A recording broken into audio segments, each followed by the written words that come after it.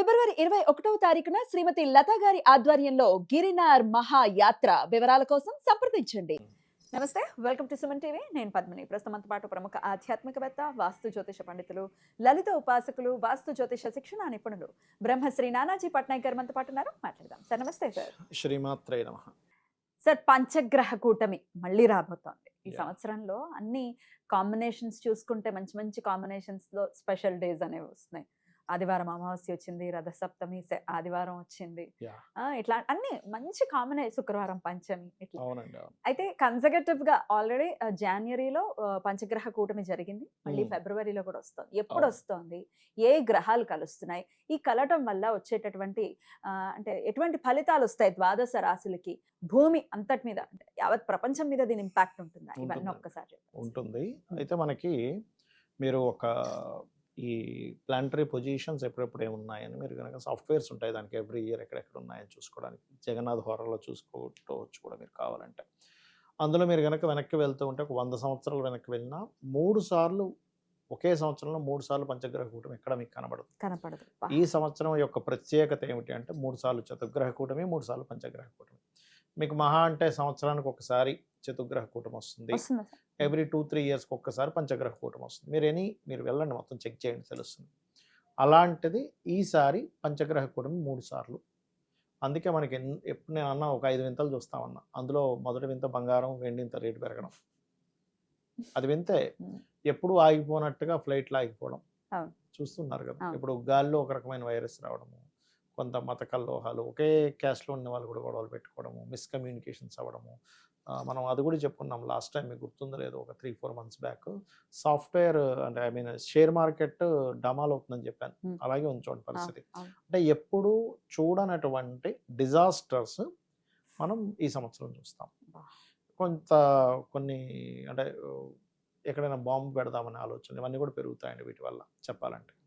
అందుకే మనం సామాన్య మానవుడికి ఇబ్బంది కలగకుండా ఉండాలని లాస్ట్ మనకి జనవరిలో అమావాస్య రోజు వచ్చినటువంటి పంచగ్రహ కూటమికి మనం ఫ్రీగా చేయించామండి.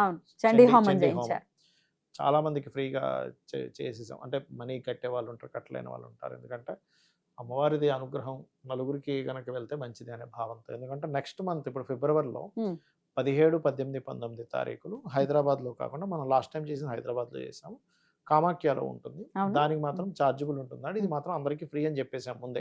నేను ఫస్ట్ ఛార్జబుల్ తర్వాత ఫ్రీ కాకుండా ఫస్టే ఫ్రీ అని చేసాం. అయితే కామాఖ్యలో నా ఆధ్వర్యంలో నేను అక్కడికి ఉంటాను. నేను అదేంటంటే కామాఖ్య క్షేత్రంలో ఎప్పుడైనా సరే ఏదైనా మనం ఒక పూజ కానీ హోమం కానీ చేస్తే 1000 రెట్లు ఫలితం వస్తుంది.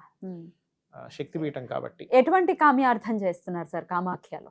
కామాఖ్యలో మీ అన్ని కామ్యాలు, కామాఖ్యనే కామ్యం నెరవేర్చేది. అలాగే అక్కడ ఏంటంటే కామన్ గా మన పండితులతో శాస్త్రోక్తంగా జరుగుతుంది. తూతు మంత్రంలా కాకుండా చాలా స్పెసిఫిక్ గా చేయడం జరుగుతుంది. వైదిక పద్ధతిలో జరుగుతుంది. ఎగ్జాక్ట్లీ వైదిక పద్ధతిలో జరుగుతుంది. అక్కడ పద్ధతులు కాదు, వైదిక పద్ధతులు. అక్కడ పద్ధతులు ఎవరైనా చేయించుకుంటే వాళ్ళ ఇష్టం, అది వాళ్ళ దీని పరంగా చేసుకోవచ్చు. వాళ్ళ ఇష్టం. మనం ఎవరి ఇష్టాలు మనం వద్దనలేము. మన పద్ధతి మాత్రం ఇది. అయితే ఇందులో 3 రోజులు కూడా మొదటి రోజు మీకు ఎప్పుడైనా కూడా అంటే గ్రహణం వచ్చిన రోజు చేసుకుంటే దాని ఫలితం సహస్రం అంటే 1000 రెట్లు ఉంటుంది అంటారు. మనకు 17వ తేదీ అమావాస్య, గ్రహణము, పంచగ్రహ కూటమి. ఆ రోజు గణపతి, లలిత అమ్మవారి హోమం ఉంటుందండి ఆ రోజు. రెండవ రోజు 18వ తేదీ నవగ్రహాలు, అంటే మనకి ఏ గ్రహం ఎక్కడ ఎఫెక్ట్ ఉందో తెలియదు కానీ నవగ్రహాలకి హోమం ఉంటుంది. మూడో రోజు చండీ ఉంటుంది. ఇది 3 కలిపి చేసుకుంటాము అనుకునే వాళ్ళకి ఒక పద్ధతి. లేదు మనం అంతా పెట్టుకోలేము, సింగిల్గా నాకు ఓన్లీ చండీ కావాలి, నాకు ఓన్లీ నవగ్రహ శక్తి కావాలి, నాకు ఓన్లీ లలిత అమ్మవారి అనుగ్రహం లేదా గణపతి అనుగ్రహం కావాలనుకునే వారికి అది సింగిల్గా కూడా మీరు పార్టిసిపేట్ చేయొచ్చు. ఇక్కడ నుంచే మీరు జూమ్ లింక్ ఇవ్వడం జరుగుతుంది, అందులో చూసుకోవచ్చు. అట్లాగే ఈ కుంభరాశిలో జరుగుతున్నందుకు నేను చెప్పేది ఏంటంటే కొన్ని రాసులకి కొన్ని లాభాలు ఉంటాయి, నష్టాలు ఉంటాయి. అయితే ఎవరైనా డైరెక్ట్గా అక్కడికి వచ్చి మేము పార్టిసిపేట్ చేస్తామని రావచ్చు కూడా, దానిలో ఎటువంటి సంశయం లేదు. కాకపోతే వాళ్ళంతట వాళ్ళే రావాలి. అది ఫ్లైట్ ఛార్జీలు 20,000 అవుతున్నాయి రావడానికి, మరి అక్కడ అకామిడేషన్ అవన్నీ 34,000 ఖర్చు మనం సింగిల్గా వెళ్ళాలంటే. ఎందుకంటే మేము నలుగురం వెళ్తుంటేనే అసలు మాకు ఓన్లీ ఫ్లైట్ ఛార్జీలే బుక్ చేసుకున్నందుకు 80,000 అయిపోయాయి. అవును. 75,000-80,000 దాకా బాబా. అక్కడ అయిపోతాయి. మరి అక్కడ అకామిడేషన్, పూజా సామాగ్రి చాలా ఖర్చుతో కూడుకుందండి అదంతా అవును సార్. కూడా. మనం సింగిల్‌గా చేయించుకోవాలంటే అంత ఈజీ కాదు. అవును సార్. నేను ఎప్పుడు మా ఇంట్లో చండీ చేయించుకున్నా 60,000-70,000 అవుద్ది ఒక మనిషి చేయించుకోవాలంటే బాబా. యాక్చువల్‌గా. సామూహికంగా కాబట్టి మనకు తగ్గుతుంది. అంటే ఓకే సార్. అందరూ చేసుకోవడానికి, ఉండడానికి అన్నమాట ఇది. Okay sir. రైట్. సో అయితే కావాలి అనుకునే వాళ్ళు పట్నాయక్ గారి నంబర్‌కి యాహ్! కాంటాక్ట్ అయితే చేయండి. ఈ పంచగ్రహ కూటమి కుంభరాశిలో ఏర్పడుతుంది కాబట్టి కుంభరాశిలో ఏ ఒక్కొక్క గ్రహస్థితి? రాశి వారికి హ్మ్. ఏ గ్రహాలు అంటే ఒకసారి. ఎప్పుడు కూడా పంచగ్రహ కూటమి మనకి 2, 3 రోజులే వస్తుందండి. అవును సార్. ఈసారి మాత్రం పంచగ్రహ కూటమి ఫస్ట్ 17వ తేదీ మొదలై ఒక 3 రోజులు పంచగ్రహ కూటమి ఉంటూ ఒక 1 డే ఏమో గ్యాప్ ఇచ్చి 2 డేస్ గ్యాప్ ఇచ్చి మళ్ళీ 22వ తేదీ నుంచి మళ్ళీ పంచగ్రహ కూటమి ఒక 7, 8 రోజులు ఉంటుంది. కుజుడితోటా? కుజుడితో పాటు. అంటే ఫస్ట్ ఏమో రవి, చంద్ర, రాహువు, బుధుడు, శుక్రుడు బా. ఈ 5 గ్రహాలతో ఉంటుంది. చంద్రుడు ఎప్పుడైతే మారిపోతాడో కుజుడు వచ్చేసి తర్వాత 22వ తేదీ కుజుడు వస్తాడు. ఇప్పుడు కుజుడు ఎంట్రీ ఆ మంత్ ఎండింగ్ వరకు ఉంటాడు కుజుడు.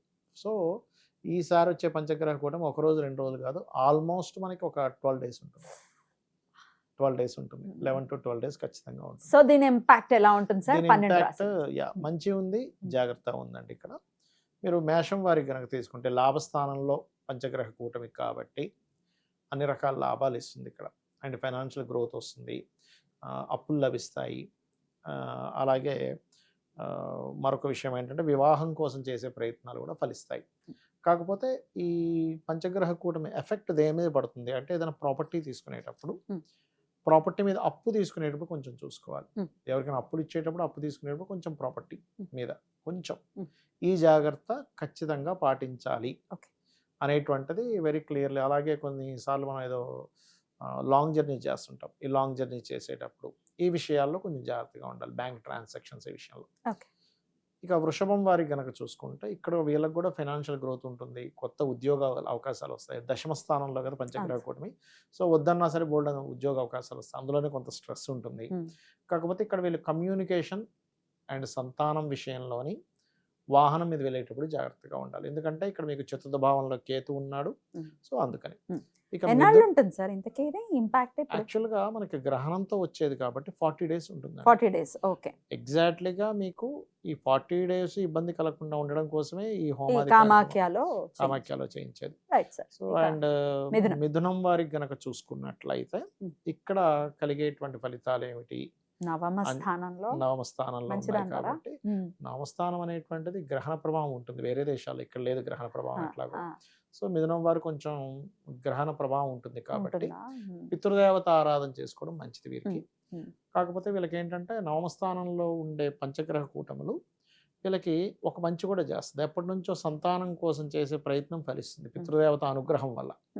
కాకపోతే వీళ్ళు ఫైనాన్స్ విషయాలు జాగ్రత్తగా ఉండాలి. బ్యాంక్ ట్రాన్సాక్షన్స్, మనీ విషయంలోని, ఏదైనా ప్రాపర్టీ కొనుగోలు చేసే విషయాల్లోని, వివాహ నిర్ణయాలు తీసుకునేటువంటి విషయాల్లో జాగ్రత్తగా ఉండాలి. ఇక కర్కాటకం వారు గనక చూసుకున్నట్లయితే ఇక్కడ వీళ్ళకి కలిగేటువంటి మంచి ఫలితాలు ఏమిటంటే విదేశాలకు వెళ్ళడానికి బాగుంటుంది, బిజినెస్ ఇంప్రూవ్మెంట్స్ బాగుంటాయి, దానిలో ఎటువంటి సందేహం లేదండి. ఏదైనా ప్రాపర్టీ కొనుగోలు చేస్తారు, రాజకీయంగా కొంతవరకు అభివృద్ధి ఉంటుంది. కానీ వీళ్ళు జాగ్రత్త తీసుకోవాల్సింది ఏంటంటే కమ్యూనికేషన్, ఎవరితోనైనా ఏదైనా మాట్లాడేటప్పుడు అనవసరంగా మధ్యలో దూరడం వల్ల కొన్ని శత్రుత్వాలు ఏర్పడుతుంటాయి కర్కాటకం వారికి. ఇక సింహం వారికి సప్తమ స్థానంలో అధిక గ్రహాలు ఉన్నాయి కాబట్టి అక్కడ వీళ్ళకి ఏంటంటే వద్దన్నా సరే బోల్డ్ అనే సంబంధాలు, పార్ట్నర్స్, కొంతమంది ఎన్ఆర్ఐ క్లయింట్ ఒక అతను పార్ట్నర్గా వస్తా అన్నారు, అటువంటివి బలంగా చూపిస్తున్నాయి. అండ్ అలాగే వీళ్ళకి పర్టికులర్గా సింహం వారికి ఇన్వెస్ట్మెంట్స్ చేసే విషయంలో చూసుకొని చేయాలి.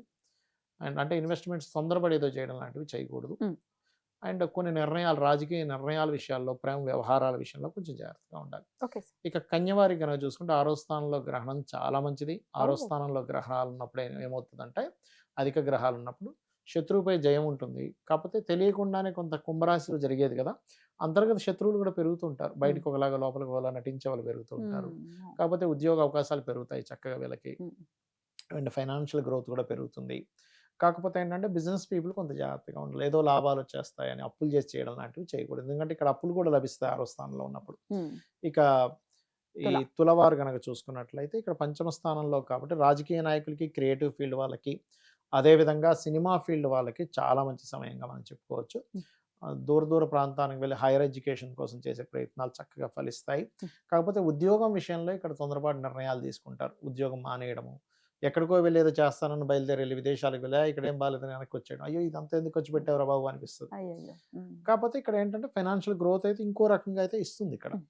ఇక వృశ్చికం వారికి కనుక చూసుకున్నట్లయితే పర్టికులర్గా ఇక్కడ ఇచ్చే రిజల్ట్ ఏమిటి అంటే 9-11 యాక్టివ్ అవుతుంది. సో 9-11 అయినందుకు ఏంటి ఇక్కడ రిజల్ట్ ఎలా ఉంటుంది ఏంటి అని చెప్పి చూసుకున్నట్లయితే పర్టికులర్గా ఇది విదేశాలలో అంటే దూర దూర ప్రాంతాలకు వెళ్ళి ఎవరైతే వ్యాపారాలు చేస్తారో వారు కొంచెం జాగ్రత్తగా ఉండాలి. బట్ ఇక్కడ వివాహ సమయాలు, వివాహ సంబంధాలు, విదేశాల్లో ఉండి అక్కడ గ్రీన్ కార్డ్ హోల్డర్స్ అవ్వడానికి, అక్కడ పర్మనెంట్ రెసిడెన్సీకి, విదేశాలకు వెళ్ళడానికి వీటన్నిటికీ అనుకూలిస్తుంది. ఇక ధనస్సు వారికి ఏంటంటే ఎప్పటి నుంచో ప్రాపర్టీ అమ్ముదాం అనుకుంటున్నాం, అమ్మలేకపోతున్నాం, అమ్మగలుగుతారు ఇప్పుడు. వీళ్ళకి కూడా కొంచెం వివాహ సంబంధాలు కుదురుతాయి అండ్ అప్పులు లభిస్తాయి. అండ్ అదేవిధంగా కాకపోతే ధనస్సు వారు కొంచెం ఉద్యోగాలు సడన్గా మానేస్తుంటారండి, అదొక్కటి చూసుకోవాలి ధనస్సు వారు. అండ్ కొంచెం అంటే ధైర్యంగా కొన్ని నిర్ణయాలు తీసుకుంటారు. సిబ్లింగ్స్ మూలంగా వీళ్ళకి విదేశీ యోగాలు కూడా కలుగుతాయి చెప్పాలంటే. ఇక మకరం వారికి ధనస్థానంలో జరుగుతుంది కాబట్టి ఫైనాన్షియల్ గ్రోత్ పెరుగుతుంది. కాకపోతే ఇక్కడ ఎప్పుడైతే గ్రహణం కూడా ఉందో కొంత అవమానాలు, ధనం వల్ల మనీ చూసుకుంటున్నాడని, ఇంత కమర్షియల్ అయిపోయాడని, ఇలాంటి కొన్ని కొన్ని అవమానాలు పడాల్సి వస్తుంది. ఇప్పుడు బిజినెస్ అన్నాక ఒక రేట్ పెట్టాలి, ఆ రేట్ పెట్టినప్పుడు దాన్ని బిజినెస్గా చేయాలి. కొంతమంది ఏం చేస్తారంటే దాన్ని ఇంత కమర్షియల్ అయ్యారు, అంతా మాట్లాడుతారు, ఏవో పిచ్చి పిచ్చివన్నీ వస్తుంటాయి, దాన్ని పట్టించుకోకుండా ముందుకు వెళ్ళాలి. ఇక ఉద్యోగ అవకాశాలు కూడా వస్తాయి, అప్పులు కూడా లభిస్తాయి మకరం వారికి. ఇక కుంభం వారికి కనుక చూసుకుంటే వీళ్ళకి అంటే మకరము, కుంభం, మీనం వారికి గ్రహణ ప్రభావం ఉంటుంది. అంటే ఇది మన మిథునము అండ్ తుల వారికి కూడా. సో కుంభం వారికి రాశిలోనే జరుగుతుంది కాబట్టి ఇండియాలో ప్రాబ్లం ఏం లేదు, కానీ విదేశాల్లో ఉండేవారు కొంచెం వాళ్ళకి ఓవర్ స్ట్రెస్ ఉంటుంది. అండ్ వీళ్ళకి ఏంటంటే కొంత రాజకీయ లబ్ధి ఉంటుంది, కొన్ని కొన్ని మంత్ర సాధనలు కూడా వీళ్ళకి పనికి వస్తాయి, దానిలో ఎటువంటి సందేహం లేదు. కాకపోతే వీళ్ళు కొంచెం హెల్త్ ఒకటి చూసుకోవాలి, కొంచెం వాహనం మీద వెళ్ళేటప్పుడు వీళ్ళు కూడా కొంచెం జాగ్రత్తగా ఉండాలి. యాన్స్ట్రస్ ప్రాపర్టీ, తాతగారు ఆస్తి మూలంగా కొన్ని కొన్ని వివాదాలు ఏర్పడతాయి. ఇక మీనం వారికి 12వ స్థానంలో గ్రహణము ప్లస్ పంచగ్రహ కూటమి కాబట్టి విదేశీ ప్రయత్నాలు ఫలిస్తాయి. వద్దన్న ఇన్వెస్ట్మెంట్ చేయాల్సిన పరిస్థితి వస్తూ ఉంటుంది. కొత్తగా కొనుక్కుంటారు కూడా, కొత్త కొత్తగా ఇన్వెస్ట్మెంట్ చేస్తారు. కాకపోతే ఏంటంటే ఉద్యోగరీత్యా మార్పులు ఖచ్చితంగా చూపిస్తున్నాయి. అంటే ఒకే ప్లేస్లో ఉండడం కాకుండా రకరకాల ప్రాంతాలకి 100% మారుతారు వీరు. పూర్వభద్ర మీద అవుతుందా సార్ గ్రహణం? అవునండి, ఆల్మోస్ట్. అందుకని అటు పునర్వసు అండ్ విశాఖ నక్షత్రం వరకు అంటే ఒకే కోణాల్లో ఒకటే నక్షత్రాలు ఉంటాయండి ఇప్పుడు కూడా. అందుకనే నేను మిథునము అండ్ తుల కూడా చెప్పడం జరిగింది. Okay sir. కాకపోతే ముందు వెనక రాసులు కూడా. అయితే ఇక్కడ ఏంటంటే మనకి లక్కీ ఏంటంటే మన ఇండియాలో లేదు.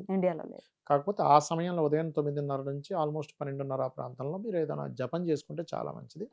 మన హోమం కూడా ఇంచుమించుగా అదే టైంలో అక్కడ చేస్తాం, గ్రహణ సమయంలో చేస్తాం అనమాట. సరే, అయితే ఈ హోమాల్లో పార్టిసిపేట్ చేసిన వాళ్ళు ఎలాగో చేస్తారు, కానీ పక్షంలో ఆ సమయంలో ఏం చేయమంటారు సార్? మీరు సరే అన్ని విధాలా హోమంలో పార్టిసిపేట్ చేయలేము, అందుకే మనం ముందు నెలే మనం ఫ్రీగా చేసాం. ఆ రోజు మీరు గనక మీ ఇష్టదైవం ఎవరున్నా శ్రీరామ అనుకోవచ్చు, శ్రీకృష్ణ అనుకోవచ్చు, హరే రామ హరే రామ హరే కృష్ణ అనుకోవచ్చు, ఓం చండికాదేవి అయి నమః అనుకోవచ్చు, ఓం దుమ్ దుర్గాయ నమః అనుకోవచ్చు. అలా కాదండి నాకు ఫైనాన్షియల్గా బాగా ఇబ్బంది ఉంది అనుకునేవారు ఓం సంపత్కరీ సమారూఢ సింధుర వ్రజ సేవితాయ నమః చేసుకోవచ్చు. అప్పులున్నాయి అపర్ణాయ నమః అనుకోవచ్చు. ఇప్పుడు మనం ఈ కలియుగం యొక్క గొప్పతనం ఏంటంటే రామ అన్న చాలు, నామస్మరణ మించింది లేదు ఈ కలియుగంలో. కాబట్టి ఏమి టెన్షన్ పడకండి, హ్యాపీగా మనస్ఫూర్తిగా చేయడం ముఖ్యం. అక్కడ మీరు ఎంత చేస్తున్నాం కదా, ఎలా చేస్తున్నాం, ఎంత కాన్సన్ట్రేషన్గా చేస్తున్నాం అనేది చాలా ముఖ్యమైనటువంటి అంశం. చాలా బ్యూటిఫుల్గా ఎక్స్ప్లెయిన్ చేశారు సార్, కృతజ్ఞతలు. నమస్తే సార్. శ్రీమాత్రే నమః.